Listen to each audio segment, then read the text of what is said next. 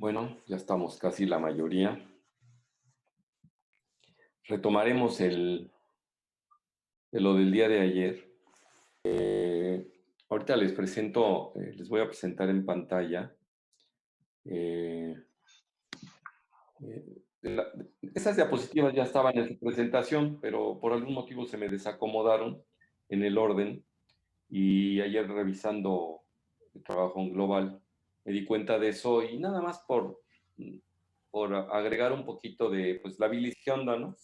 Entonces dice que neutraliza la acidez del jugo gástrico, permite digerir las grasas, se aprovecha al mezclarse con ellas la absorción de vitaminas liposolubles, todas ellas, y de transportar sustancias de desecho como serían pigmentos de hemoglobina, colesterol, básicamente, y derivados de algunos medicamentos. En todo caso, luego por ahí se eliminan una buena cantidad de medicamentos y entonces es como nuestro organismo se defiende de sustancias de noxas, como se dice, ¿no? Entonces, ustedes saben que poco veneno no mata. La mayoría de medicamentos, cuando se ingieren en exceso, se habla de toxicidad o de sobredosificación, ¿no? Entonces, por eso hay que estar muy a las vivas con el uso de cada una de las cosas, ¿no? Precisamente es una de las formas como los homeópatas tratan varias enfermedades, utilizan un poco la tónica de dar lo que enferma en cantidades ínfimas para que el organismo vaya haciendo de alguna manera anticuerpos o tolerancia y no tener la enfermedad en sí.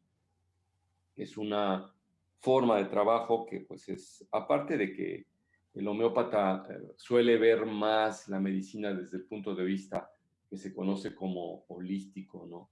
O sea, de forma un poco más general. Esta otra diapositiva, que yo creo que estaba un poco más completa que la anterior, habla de las funciones del hígado, que ya las manejamos en una diapositiva previa, pero de alguna manera como porque agrega algunas otras.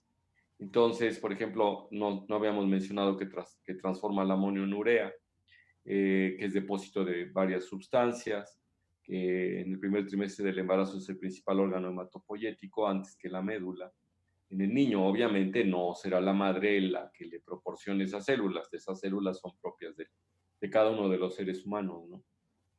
Entonces, y pues tenemos, por ejemplo, la eliminación de insulina y otras hormonas, y metabolismo de todo lo que ya nosotros sabemos.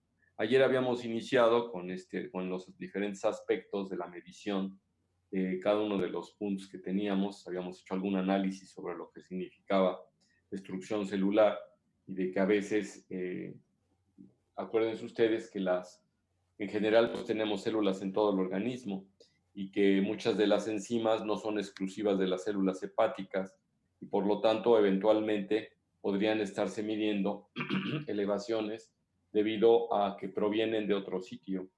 Eh, Les decía yo, por ejemplo, que los infartos suelen elevar la AST, que no tanto la ALT, y la deshidrogenasa láctica también se eleva mucho en infartos, por ejemplo, no tanto en hígado, pero bastante cuando se destruyen eritrocitos y esto entra dentro del diagnóstico diferencial de las ictericias en este caso, o sea, de la tinción amarilla de la sangre por bilis, en este caso por bilirrubina, ojo, bilirrubina no bilis, bilirrubina, que sería indirecta en este caso. Eh, si nosotros nos atenemos a los mecanismos de excreción y también algo de destrucción, estaban las dos enzimas que es la fosfatasa y la gamma-glutamil, están la leucina aminopeptidasa y la 5-nucleotidasa, pero no son tan utilizadas, o sea, ya no suman mucho. ¿Por qué si son de excreción estas dos, por qué se utilizan? Curiosamente esta, también cuando hay alguna destrucción, por ejemplo, la fosfatasa alcalina es clásica, que se eleve en forma casi aislada en pacientes que tienen absceso hepático mediano. Y la gamma-glutamil en pacientes que tienen neoplasia, por ejemplo. Entonces, ahí cuando ustedes encuentran una elevación de ambas, estamos pensando más en colestasis que en destrucción. Sin embargo, puede haberla también. Sin embargo, cuando se eleva más la gamma-GT, estamos pensando más en daño por neoplasia. Y cuando se eleva más la fosfatasa alcalina, estamos pensando más en daño, en neoplasia o inflamación. En el caso de fosfatasa alcalina, se está pensando más en un daño agudo, en el caso, por ejemplo, del absceso hepático que acabo de mencionar. La capacidad de biosíntesis, que también es muy importante, la solemos medir con tiempo de protrombina y con albúmina. Como ustedes saben, la prueba hematológica, las pruebas hematológicas se suelen hacer, son las biometrías, la biometría hemática, si acaso la determinación de DHL, los reticulocitos, y por otro lado, obviamente las plaquetas, los blancos, etcétera. Pero el tiempo de protrombina y el tiempo de tromboplastina o alguna medición de otros factores de coagulación cuando se está en estudio hematológico, por ejemplo, de una hemofilia. Pero a lo que iba yo es que a pesar de que es un estudio como que hematológico, es una prueba de funcionamiento de hígado el tiempo de proteína. Es una persona, porque dicen, bueno, ¿y por qué está usted pidiendo tiempo de una prueba de coagulación a un paciente que está estudiando el hígado? Pues porque mide la capacidad de síntesis, sobre todo en la protrombina. Si no piden tromboplastina, no pasa nada, porque esa no tiene tanto que ver con la capacidad de síntesis del hígado como sucede con el tiempo de protrombina. Hay otras más que no se suelen utilizar, como la ceruloplasmina, la prealbúmina, o sea, todas estas pueden ir sumando, ¿no? Incluso el fibrinógeno, el procolágeno y la alfa-1 antitripsina. Todas estas sirven para determinar la capacidad de síntesis, pero no se suelen utilizar porque ya no suman más. Entonces, ya sería probablemente una especie de repetición de mediciones que no aportan más. De los test dinámicos de predicción de función hepática, y esto solamente se utiliza un poco más para pacientes que van a ser donantes vivos. Ese es uno, y la otra cuando tenemos a un receptor de un donante vivo donde le dan un órgano límite en lo que se refiere a volumen, entonces en lo que se adapta, porque en cuanto tiene los elementos tróficos el hígado recibido, en cosa de un mes o un poquito más, ya el hígado tiene el tamaño que necesita el paciente, curiosamente. Pero en los primeros días, ciertamente es un momento crítico de suficiencia del hígado o no, aparte de que pueda haber algún rechazo, ¿no? Y luego tenemos aquí los test de actividad microsomal, que muy poco se hacen, prácticamente no se hace, pero puede ser por la medición de la depuración de esta actividad. Entonces a los pacientes se les inyectan las sustancias, luego se recogen o se les vuelve otra vez a medir y se ve qué tanto es que lo han eliminado, ¿no? O sea, si pasan a la sangre y después ya se la abandonan, qué tanto se puede depurar. Entonces es una capacidad de checar la actividad microsomal del hígado, ¿no? Hay otras más de la citosólica, igual, estas dos no se suelen medir, pero existen, o de actividad mitocondrial que también están estas dos, de ácido aceto isocaproico y la metionina marcada con carbono 13. Todas ellas se pueden hacer y miden esas actividades, pero son más ya de investigación y no tan necesarias como sería el caso del abordaje clínico habitual, porque casi en todo el mundo ustedes se darán cuenta que las que puse prácticamente en azul son las que solemos pedir, y ahorita ustedes que empecemos a hacer el análisis de las pruebas de función se van a dar cuenta que son esas. Y existe una de aclaramiento de colorantes que también nos muestra qué tanto depura, pues en este caso los colorantes el hígado, y también habla de suficiencia. Este sí se suele utilizar, y es el aclaramiento de verde de indocianina, es un colorante que se inyecta, y curiosamente se utiliza, normalmente no se metaboliza y se elimina por captación pasiva en los hepatocitos, ¿no? Y entonces lo elimina por un proceso activo hacia los canalículos biliares y no sufre recirculación enterohepática. Entonces, ¿qué sucede? Que se inyecta y al cabo de unos minutos ya no debe haber. Entonces, ustedes aquí pueden observar que la tasa de desaparición plasmática más o menos es de 18 a 26% del pigmento, en este caso el verde endocianina, por cada minuto. De manera que ustedes a los 15 minutos ya no deben tener. Debe haber de 0 a 10%. Si nosotros tenemos un porcentaje mayor de verde endocianina en la sangre, pues entonces quiere decir que el organismo no depura adecuadamente esto y que es insuficiente en ese sentido. No tenemos realmente una prueba específica de funcionamiento hepático que nos hable globalmente de insuficiencia hepática, como que el hígado puede hacerse insuficiente en forma relativamente selectiva, algunos de los aspectos que nosotros tenemos. De todos estos que se han leído, eh, a veces a unos y a veces a otros. Hay pacientes, por ejemplo, que tienen el tiempo de protromina muy prolongado y la albúmina está como que normal. Cuando nosotros hablamos de hepatopatía crónica en cirrótico, solemos decir que la albúmina y la globulina, la relación se invierte. Normalmente hay más albúmina que globulina. Entonces, si ustedes dividen la albúmina entre la globulina, siempre saldrá más de uno, siempre que esté normal, entre comillas. Y cuando el paciente tiene patología, entonces se invierte y las globulinas son más altas que la albúmina. Pero hay algunos pacientes francamente cirróticos que no tienen esa inversión de la relación AG. Entonces, por eso les decía yo que no hay un solo estudio, un estudio único que diga, esta muestra precisamente que tiene el paciente insuficiencia hepática. No, no puede ser por ahí. Es curioso porque también el hígado, ustedes seguramente habrán visto pacientes que tienen ascitis a tensión, lo que se suele decir que los pacientes tienen hidropesía. Entonces, esta ascitis a tensión se debe a varios factores, pero uno de ellos es hipertensión portal y la hipertensión portal no es una muestra de falla hepática.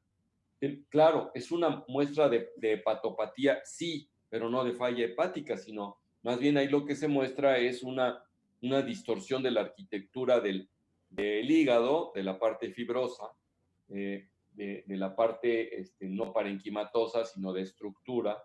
Y esta estructura hace que la circulación sea inadecuada dentro del hígado, genere resistencia y luego busque circulación colateral. Y entonces, dentro de la circulación colateral, hace que aumente la presión hidrostática en todo lo que es el terreno de la porta. Por eso busca eh, nuevas vías de salida de la sangre donde no tenga tanta resistencia, y las consentidas pues son las del esófago, por eso se hacen varices esofágicas en pacientes con hipertensión portal. También en el terreno de la cava inferior, perdón, de la porta, en los intestinos sufren de edema y pueden en un momento dado resumar líquido que se va acumulando en el abdomen.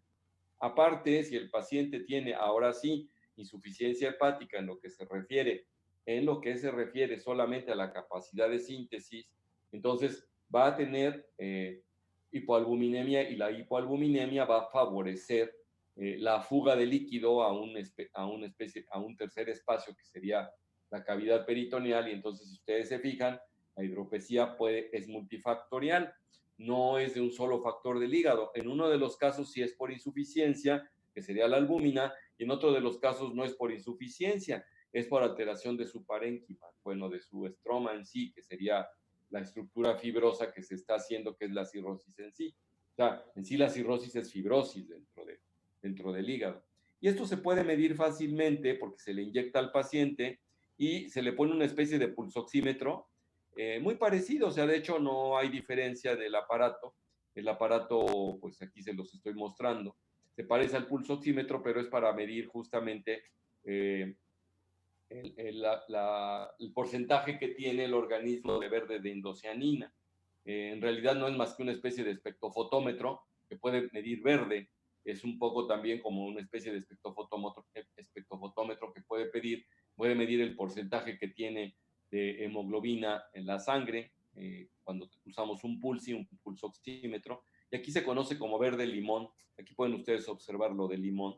Y justamente, pues porque es verde de indocianina, no se les pudo haber ocurrido un mejor nombre, la verdad. Entonces, cada uno mide un espectro diferente. Y entonces, ustedes acá tienen el espectro que mide la pulsoxímetro y el espectro que mide el verde de indocianina, y es muy fácil de detectar. Entonces, en los sitios donde se hace esto, es donde podemos nosotros hacer. Entonces, esto no lo lean ustedes. Bueno, esto de mantener la homeostasis circulatoria portosistémica es lo que tiene que ver con la hipertensión portal, porque una de las causas de muerte de los pacientes con cirrosis justamente es la hemorragia vía hemorragia de tubo digestivo alto o bajo. Y también, como tienen los pacientes hiperesplenismo, ahora que veamos el tema de hipertensión portal, nos vamos a dar cuenta por qué, pues el paciente va a tener destrucción de plaquetas y entonces tenemos un par de factores de coagulación alterados en este sentido. Yo no sé si hasta aquí quieran ustedes hacer alguna pregunta, porque esto pues ya lo vamos a retirar. No sé si tengan ahí por alguna preguntilla con respecto a esto.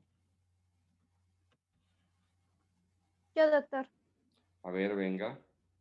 Es que, bueno, en la tesis que yo decía que la fosfatasa alcalina no era muy específica porque también se producía, bueno, aumentaba si había metástasis, por ejemplo, hacia huesos. Entonces tenemos que medir la gamma glutamil transferasa para que esta sí es más específica en cuanto a patología de hígado.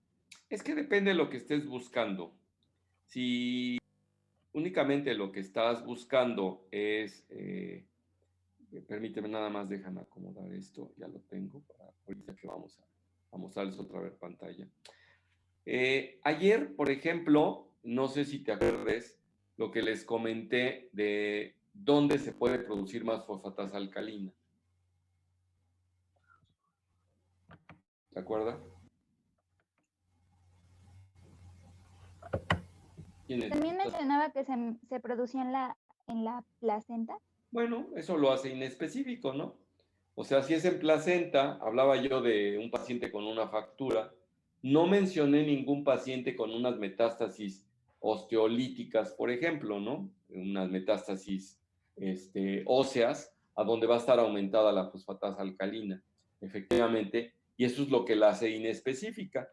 Pero, ¿qué pasa si tienes tú un paciente con una ictericia de 20? Una de las cosas que mide la fosfatasa alcalina en el hígado, ¿qué es? A ver, ahorita acabo de decir dos cosas. ¿Qué es lo que mide la fosfatasa en el hígado? Que es lo que nos interesa. Y ahorita me salgo del hígado. Precisamente lo que estaba yo mencionando es la AST, no es específica del hígado. Por eso hay que jugar con las fichas. Por eso hay que manejar varios de los aspectos, hay que manejar un poco de clínica, a veces sumar imagen y manejar las puras de funcionamiento hepático que ya nos pueden hacer pensar en patología a nosotros. Pero en el caso de que ahorita estás manejando, yo preguntaría, acabo de decirles la fosfatasa alcalina con respecto al hígado cuando se eleva. Son dos aspectos. Cuando Y hay también les dije de gamma GT cuando se eleva. Cuando hay colestasis. Absceso hepático.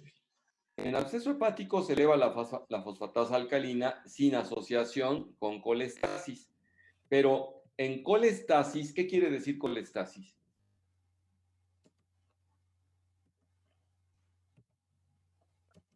Obstrucción del flujo del líquido. Médicamente es atasco de bilis.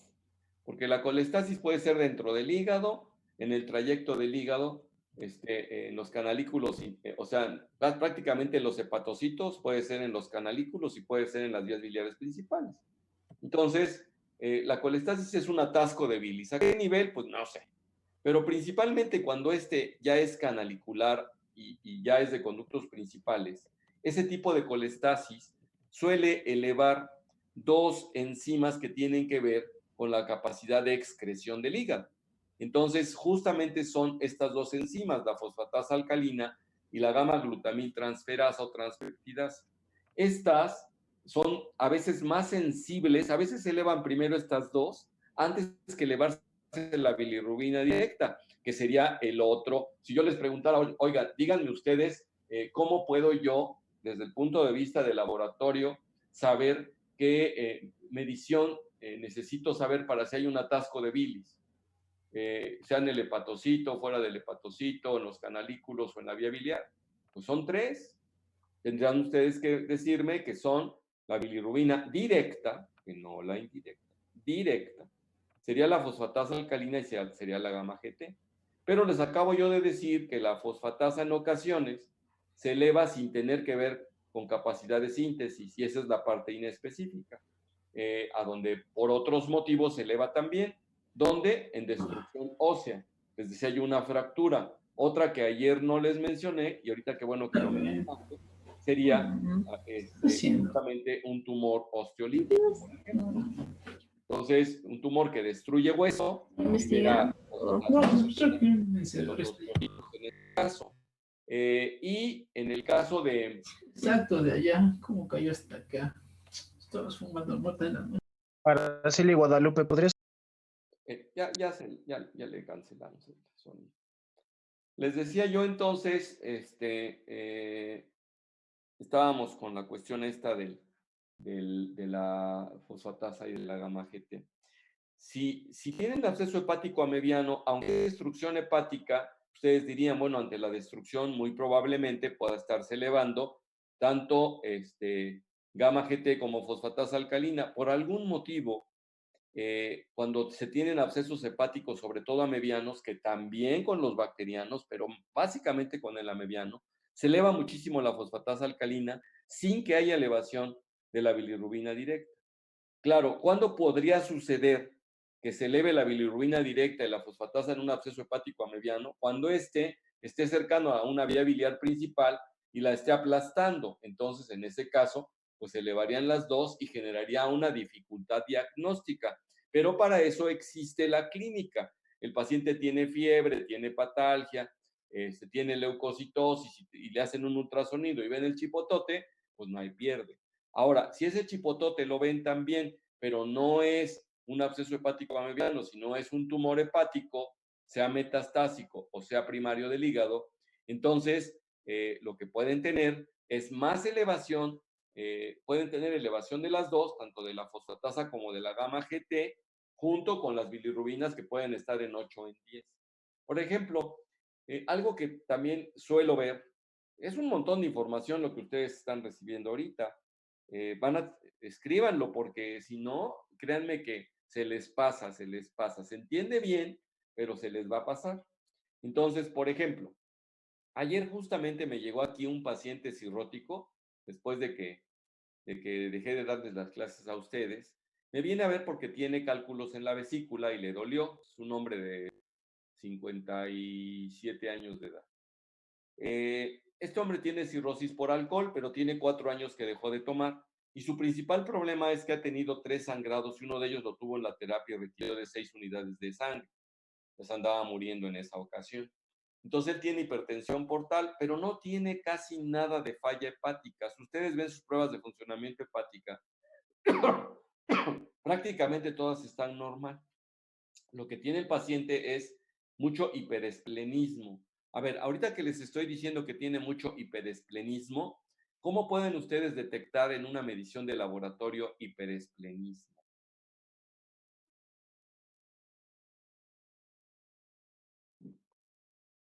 Con disminución del conteo de eritrocitos, ¿podría ser? Claro, porque ahí se destruyen los eritrocitos y también las plaquetas y también los glóbulos blancos. Entonces, un paciente cirrótico puede tener monocitopenia, bicitopenia o pancitopenia.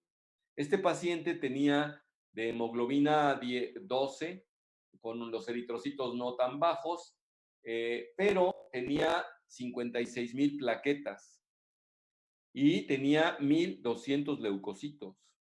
Entonces, si se fijan, tiene bicitopenia, tenía un hiperesplenismo el paciente. Sin embargo, las pruebas de funcionamiento de hígado, pues todas normales, albúmina bien, globulina bien, tiempo de protrombina bien, discreta elevación de transaminasas que denotaba una hepatitis crónica en él. Entonces, su principal pleito en este caso, pero sí tenía una bilirrubina directa de 18 y una bilirrubina indirecta de 2. Entonces, ¿en qué tenemos que pensar con una bilirrubina directa de 18 y una de 2? ¿Qué otras enzimas buscarían ustedes? Pregúntenme. Ya empezamos a jugar con las pruebas de funcionamiento de hígado, ¿no?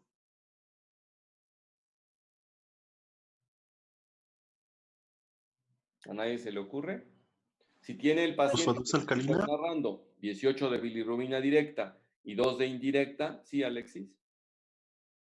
La fosfatasa alcalina, ¿no? Podría Claro, ser. hay que irla a buscar. ¿De cuántos te gustaría que estuviera? Ya me puse más duro, ¿verdad?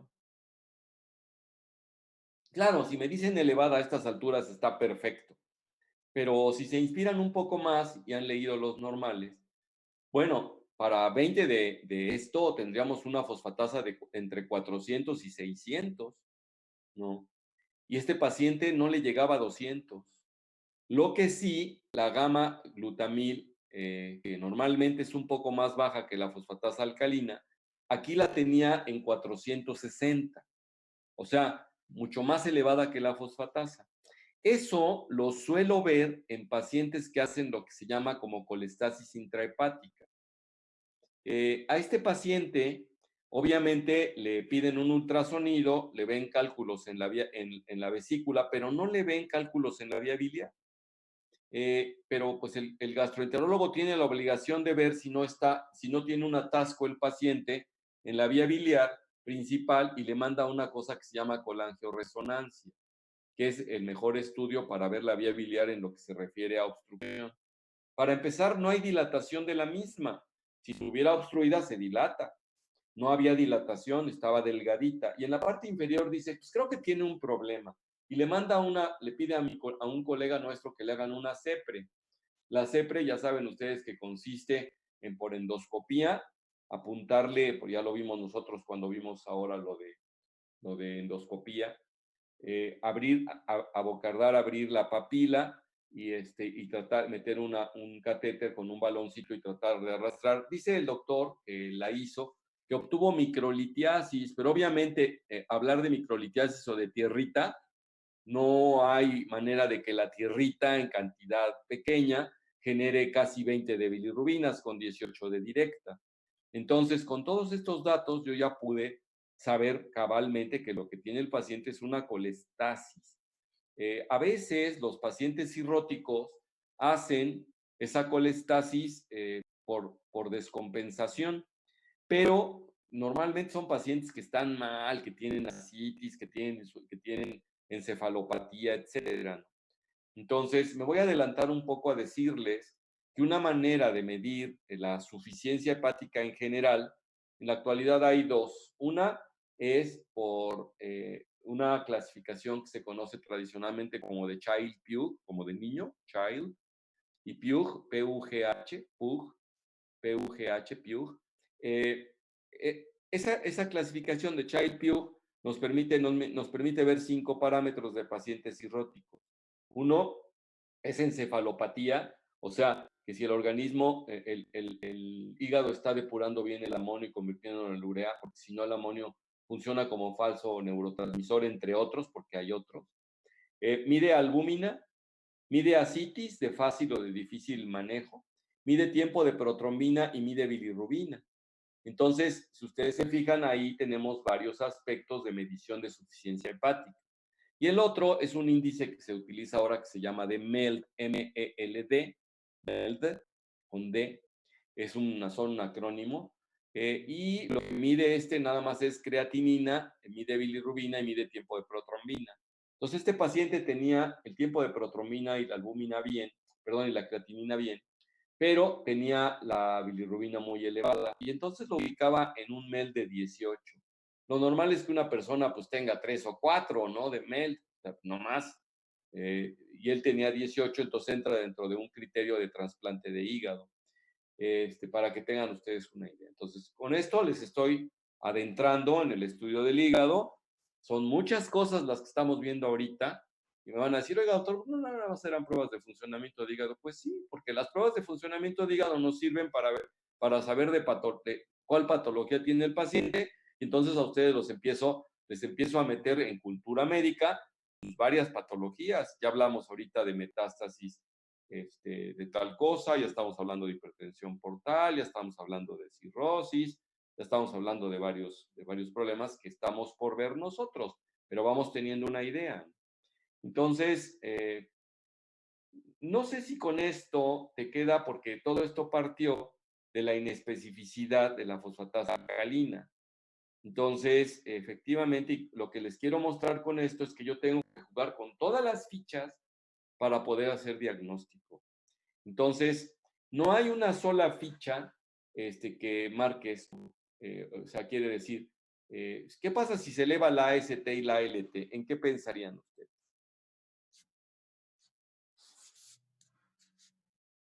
¿A poco nada más? Es que es inespecífica del hígado. En daño celular hepático, ¿no? Claro, en eso pensarían, pero Perdón, también... Infarto agudo al miocardio. ¿Perdón? Infarto agudo al Exacto, miocardio. también. ¿Y ayer mencionaron algún otro? Bueno, ahí ya es otra cosa, porque la hepatitis viral justamente lo que produce es daño hepatocelular. Todas las hepatitis, todas producen daño hepatocelular, en mayor o menor grado, las crónicas en menor grado, las agudas en mayor grado. Y de las agudas, pues tenemos una clasificación.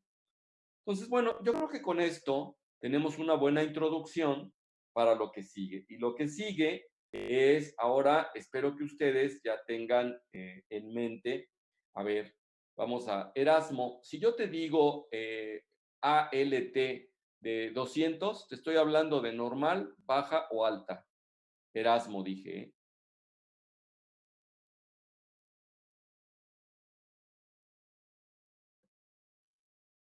Erasmo, comunicándose. ¿No? ¿Me oye, doctor? ¿Sí? Si te digo ¿Amigo? Ah, perdón. ALT de 200, ¿consideras baja, normal o alta? Sería alta. Alta. Bueno. Y si se me ocurre, Jacqueline Zamora, decirte albúmina de 16, ¿qué pensarías?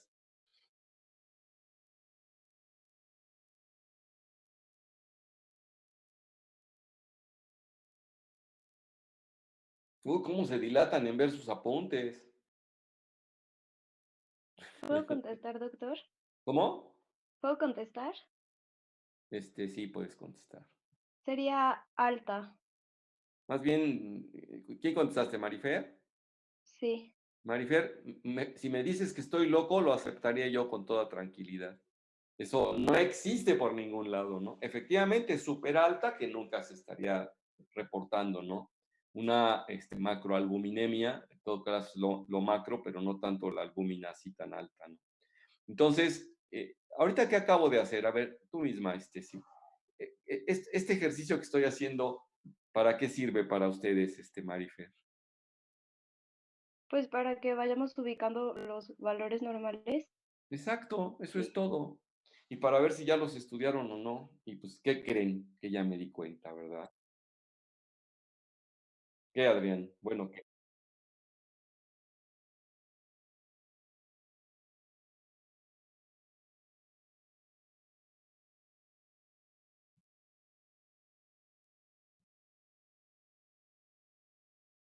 Sí, pero no la hay tan alta. O sea, más que nada lo que yo quería es que lo único que me quería yo dar cuenta es si ya tienen idea de los normales. Y ya me di cuenta que no mucha. Pero síguele, a ver, Gasga, ¿qué más quieres decir?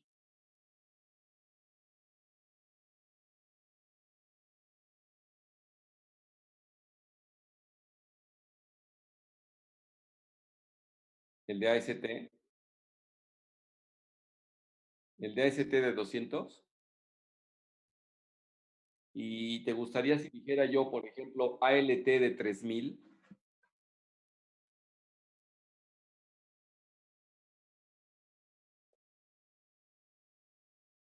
Así es, efectivamente.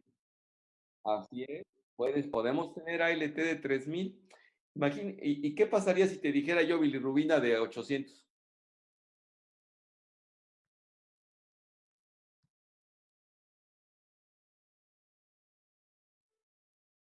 Cualquiera de las dos.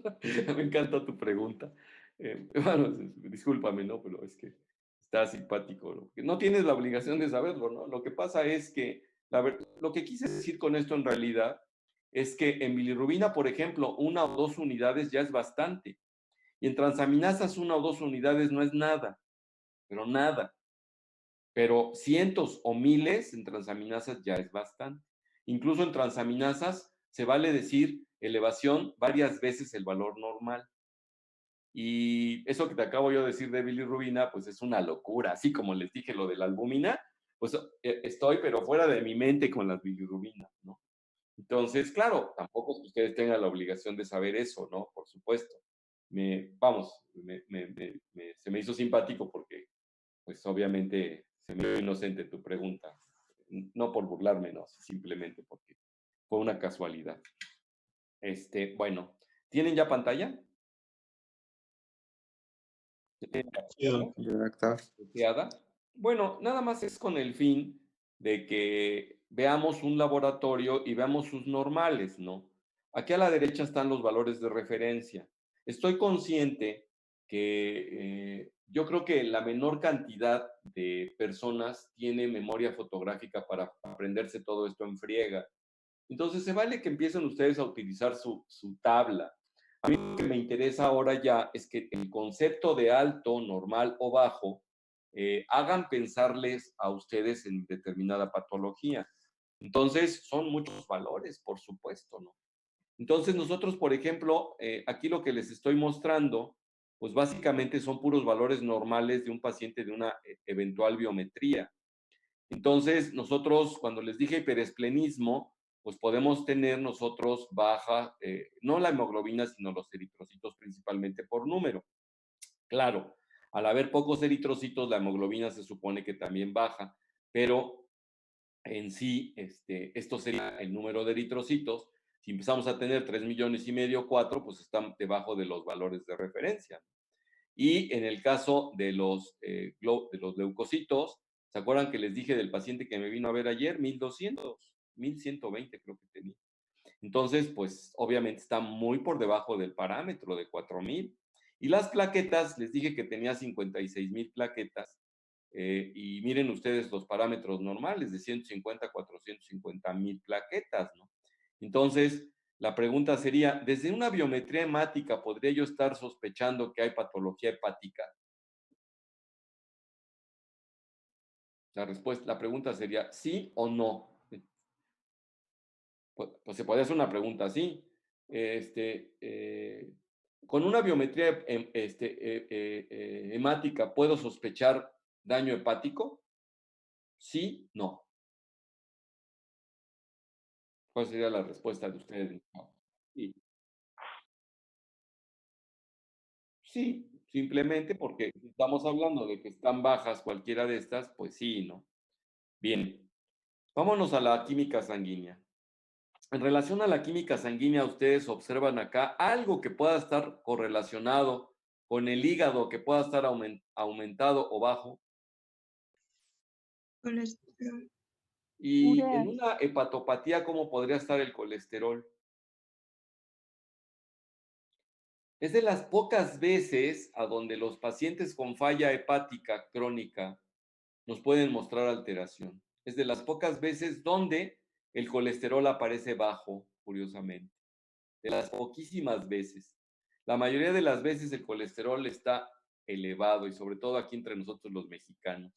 Los triglicéridos no tanto porque esos dependen más del metabolismo en sí, de los carbohidratos rumbo a los lípidos, pero ciertamente luego desplazan cuando los triglicéridos están elevados, desplazan el colesterol bueno y por eso es que no conviene que los triglicéridos estén elevados. Entonces, efectivamente, principalmente son estos dos. Y en casos de falla hepática aguda, fulminante, los pacientes también tienen alteraciones de la glucosa por razones obvias, ¿no? Si ya no tenemos hepatocitos que produzcan glucogenólisis y demás, pues vamos a tener probablemente hipoglucemia en estos pacientes, ¿no? Entonces, bueno, eso es pensando en patología eventual. Ya les estoy pasando patología a ustedes y ustedes están aprendiendo esto, ¿no? El general de orina, ¿dónde nos puede mostrar que hay patología? Básicamente en el urobilinógeno, que si se eleva mucho podemos estar pensando también en hemólisis o en colestasis, y en el caso de bilirrubina, principalmente en colestasis. Si alguno de ustedes ya tuvo hepatitis aguda tipo A, se debe acordar que orinó oscuro, algunos que se acerca al color de la Coca-Cola, ¿no? Y entonces, pues eso se llama coluria y ustedes ya lo saben. Entonces, la coluria se debe a colestasis. La coluria, y una vez me adelanto a decirles, no se presenta en casos de una ictericia de característica prehepática, o sea, por hemólisis, causada por bilirrubina indirecta. Eso no produce coluria, curiosamente. Pero la ictericia causada por un atasco de bilis, en este caso de bilirrubina directa, ya conjugada, también llamada así, o conjugada, entonces, pues aquí se aumenta la bilirrubina cañón y pues observamos nosotros en el examen general de orina, principalmente es lo que nos orientaría a pensar en hepatopatía. Ahora vamos a traer aquí las principales pruebas de funcionamiento de hígado, porque hablan de parcial. Son parciales porque si les ponemos totales, habitualmente, si quieren anotarlo, las pruebas de funcionamiento de hígado que solemos pedir nosotros, de hígado específicamente, serían bilirrubinas, obviamente la directa y la indirecta, y pues si sumamos sería la total. Las aminotransferasas, que sería la alanino y la aspartato, o sea, la ST y la LT antes llamada TGP, que quería decir transglutamil, la transferasa glutámico-pirúvica, y la otra era la transferasa glutámica oxalacética. Ya no se utiliza mucho eso. Entonces ahora es ALT y AST, aspartato aminotransferasa. Viene la fosfatasa alcalina, viene la gamma-glutamil transpeptidasa, y la deshidrogenasa láctica no se suele pedir como prueba de funcionamiento hepático, pero sí se suele pedir como una prueba indirecta para saber, para hacer diagnóstico diferencial de ictericia. Entonces, la DHL se eleva mucho cuando los pacientes tienen ictericias indirectas por hemólisis, porque si se rompen muchos eritrocitos, ahí se libera mucha deshidrogenasa láctica y lo tenemos. ¿Qué es lo que faltaría acá para que no fuera parcial, muchachos?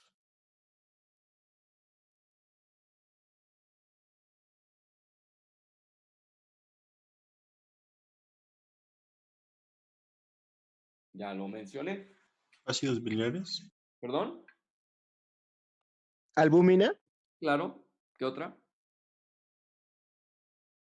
La albúmina principalmente, pero acuérdense ustedes que también para hacer diagnóstico diferencial, cuando se invierte la relación AG, las globulinas también nos sirven. Incluso hay un tipo de hepatitis que eleva mucho la IgG, que es la hepatitis autoinmune. Entonces, las globulinas también. Y faltaría otro muy importante. El verde de indocianina. No, porque el verde de indocianina es una prueba especial que no se suele utilizar con las pruebas de funcionamiento hepático habituales. Eso no se los había Tiempo yo de dicho. protrombina. El Tendrían tiempo de razón en tropo. contestar así, porque se los acabo de decir. Y ahorita lo que acaban de decir de tiempo de protrombina, eso es.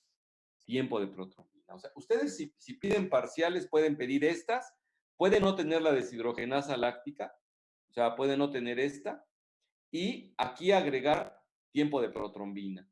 Muchas veces no pedimos albúmina y globulina, sobre todo para hepatopatía aguda, obvia, como por ejemplo un chavito.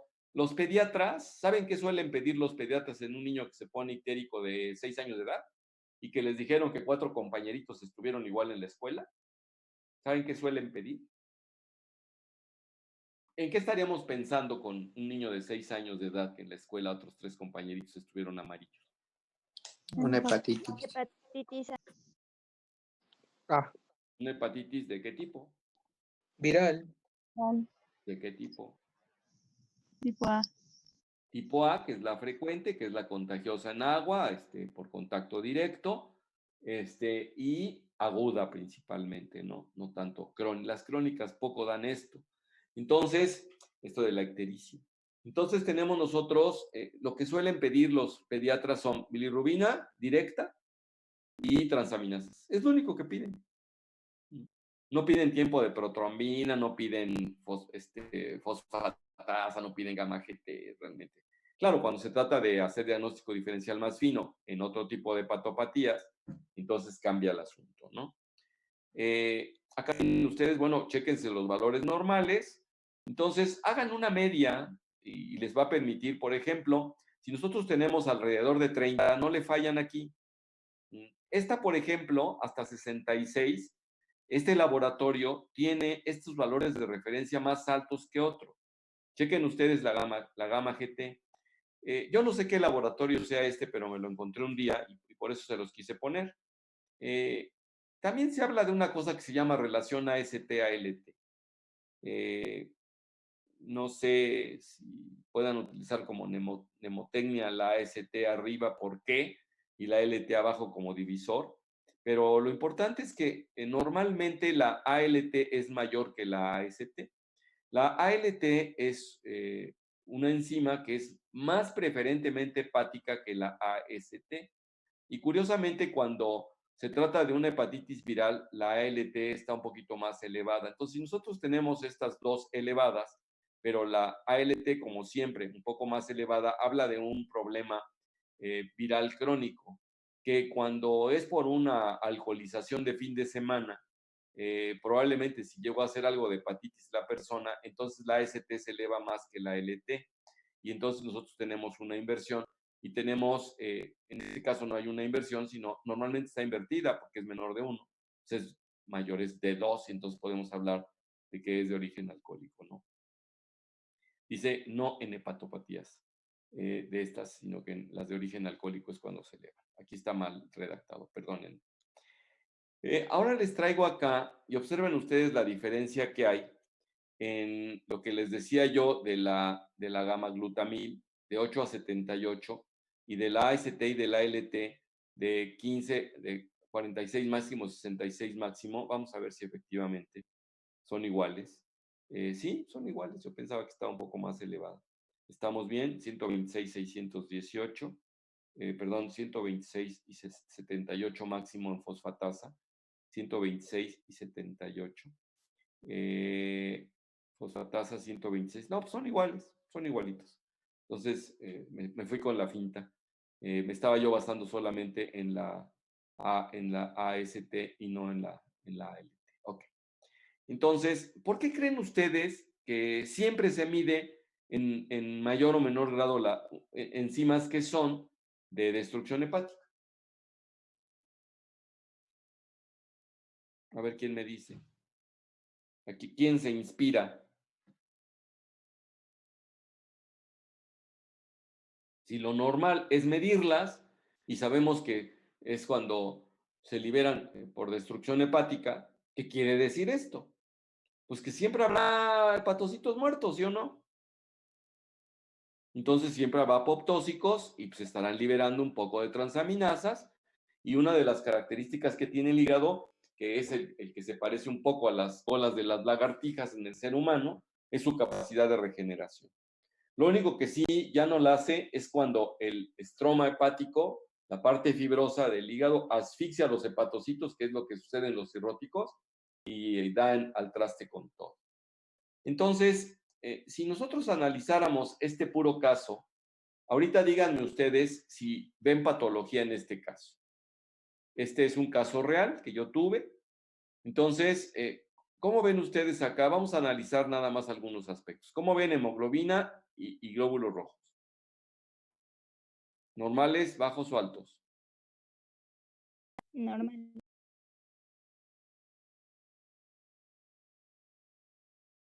¿Este hombre? Son normales. Ah, es un hombre. Porque pues, obviamente acá dice mujer y hombre, pues tienes toda la razón. Entonces, ¿cómo andan los leucocitos? Normal. Normales. Es mejor decir dentro de valores de referencia que normales, efectivamente. ¿Y las plaquetas? Igual, ¿no? En los diferenciales tampoco encontramos alteraciones. Este laboratorio suele poner flechitas, es de exacta. Entonces, es un laboratorio bastante bueno de acá de Puebla. Tenemos la química sanguínea y el paciente se sabía diabético, tiene una discreta elevación de la glucosa, está controladón y tiene un poco elevada la urea y el nitrógeno, pero no nos habla de falla hepática porque la creatinina está bien. Incluso su filtrado glomerular, de acuerdo a estos cálculos, es mayor de 60. Su colesterol pues, está bien y su ácido úrico está bien. Aquí no hay triglicéridos. Observen ustedes ahora cómo están las bilirrubinas. A ver, bilirrubina directa. Bien. Bilirrubina indirecta, bien. Bilirrubina total, por ende, pues tiene que estar bien. ¿Qué pasa con la aspartato aminotransferasa y con la alanino aminotransferasa? Son elevadas las dos. Aumentadas. Por ejemplo, aquí cuando hablamos de aspartato diríamos está elevada más o menos 2 veces el valor normal. Tomamos el valor normal máximo, que sería cercano a los 50, tiene 100, pues sería 2 veces aproximadamente el valor normal. Es una manera de expresarlo. Y la alanino aminotransferasa muy discretamente elevada, ¿no? Y tenemos, por ejemplo, la fosfatasa alcalina de 194. Aquí, si se fijan, la AST está elevada, nos daría 1 punto y feria como hablando de alcohólico, ¿no? Pero eso es relativo, porque no siempre se da. La fosfatasa alcalina discretamente elevada y la gamma GT extraordinariamente elevada. Solamente con esto, por lo que les he dicho yo a ustedes, ¿en qué pensarían? En Colestasis. una obstrucción, Incluye- ¿verdad? Una colestasis. Colestasis con una bilirrubina directa normal. A ver, tú que dijiste colestasis, tienes razón. ¿Por qué? Por lo que les acabo yo de decir, ¿qué onda? Pues que la gamma glutamina transferasa iba a estar más elevada que en comparación con la fosfatasa alcalina, O ¿no? sea, estas dos les decía yo que puede llegar a ser más sensible que incluso la bilirrubina directa en relación a colestasis. Pero una elevación tan inmensa de gamma-glutamil que no va de la mano con fosfatasa alcalina, porque entonces estaríamos pensando, ¿se acuerdan que les acababa yo de decir que mi paciente tenía un poco más de elevación de gamma GT que de fosfatasa alcalina el que vi, pero tenía aquí 18 de bilirrubinas? Y me llamaba la atención que no tuviera 400, porque si tuviésemos aquí cerca de 20 de bilirrubina directa, 18 como el caso de mi paciente, pues si yo viese acá 600 de fosfatasa alcalina, estaría yo totalmente de acuerdo. Y en el caso de los 522, como que se disparó. De lo que les he estado diciendo, ¿en qué pacientes se eleva más la gamma-glutamil transferasa en forma relativamente aislada con respecto a la fosfatasa alcalina? Neoplasias. Neoplasia. Exactamente. Eso es lo que tenemos. Y en este paciente también se elevó un poco la deshidrogenasa láctica y nada más como al margen, observen ustedes cómo los niños que están en crecimiento, que tienen sus huesitos ahí bien activos, liberan un montón de fosfatasa alcalina, ¿no? Bueno, en este paciente, entonces, ¿podríamos pensar en neoplasia? Sí, ¿Y esto qué nos diría? daño A ver, hepatocelular. con esta imagen, ¿qué me podrían ustedes decir? O sea, colestasis lo descartaríamos porque para esta cantidad de gamma-glutamil tendríamos acá cuando menos 8 o 10 de bilirrubina directa, ¿eh? ¿Quién dijo colestasis? Para colestasis inicial, si un paciente tiene comezón y nos dice que tiene 190 de fosfatasa y tiene 100, 110 de gamma-glutamil, sí nos podría hacer pensar en que tiene colestasis, porque la colestasis curiosamente produce comezón desde el punto de vista clínico antes de tener ictericia los pacientes. Pero entonces, a ver, alguien estaba hablando ya. Síguete.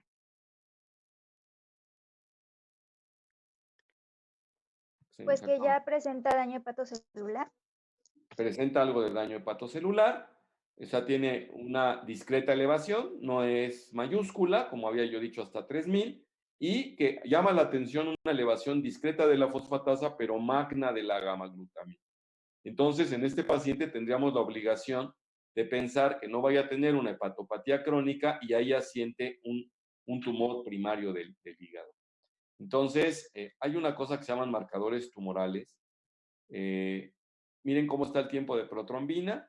En lo que se refiere a segundos, está bien, concentración bien y su índice bien, el INR, ¿no? Entonces, el de tromboplastina, que no tiene importancia como prueba de función, pero que hay que tomarlo porque este paciente potencialmente iba a ser operado. La orina, desde el punto de vista de Doctor, las bilirrubinas y de la doctor, ¿sí? disculpe, en el tiempo de protrombina en la tesis dice que es de, lo normal es de 9 a 11. Entonces, ¿cuánto Sin problema, consideraríamos porque por eso precisamente cada laboratorio tiene sus valores de referencia. Eso es lo que quería yo que ustedes supieran. Entonces, en realidad no está tan prolongado. Hay unos que tienen más, acá tienen hasta 13.5. Entonces, realmente lo que tomamos nosotros más acá, y de una vez me adelanto a decírselos, es el porcentaje y el INR. Entonces, estamos tranquilos en cuanto a porcentaje y a INR. De todas maneras, el tiempo de protrombina, mira, el plasma problema tiene 13.6 y según el testigo, hasta 13.1. Entonces, está discretísimamente prolongado, ¿no? Eso es lo que está queriendo decir. Bueno, jóvenes, pues se nos acabó el tiempo. Me deben 2 listas, la de ayer y la de hoy. Mañana nos estaremos viendo. No, pues todavía nos falta un minutillo, ¿verdad? Porque si seguimos debiendo listas, me voy a pasar los años aquí con las listas pendientes. A ver. Insertar nueva columna. Me voy a ir muy rapidísimo para que estén vivos y alertas. Ahora sí me voy en orden. Sandra Becerra. Presente, doctor. Juan Camaño. Presente, doctor. Lula. Presente. Aide. Presente. José. Presente. Michel. Fernando. Presente, doctor. Michel no. Anaí. No, doctor, sí estoy aquí, es que no lo escuché. Está canijo. Anaí. Doc. Y no, todos están bien. Anaí. Ah, sí, está bien, gracias. Alfredo. María, Marifer, Díaz. Sí, doctor, aquí estoy. Pedro Domínguez. Presente. Araceli. Presente. Marifer Galicia. Presente. Adrián Gasga. Aran Gómez. Presente. Mariana González. Presente. Erasmo ya contestaste. Presente, doctor. Lisette. Presente, Jorge. Presente, doctor. Lilia. Presente, doctor. Santiago Herrera. Araceli. Presente. Parumi. Presente. Edgar. Presente. Once. Presente. Alma.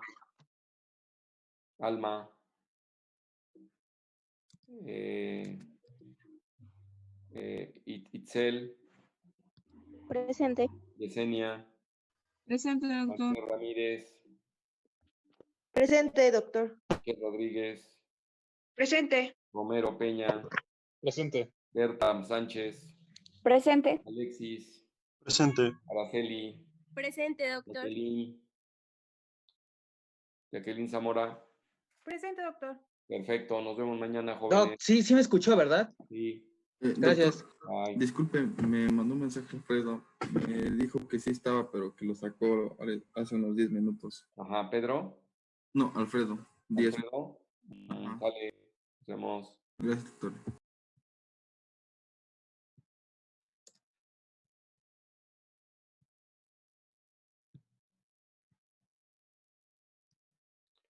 Todavía les tocó ver la lista del pasado.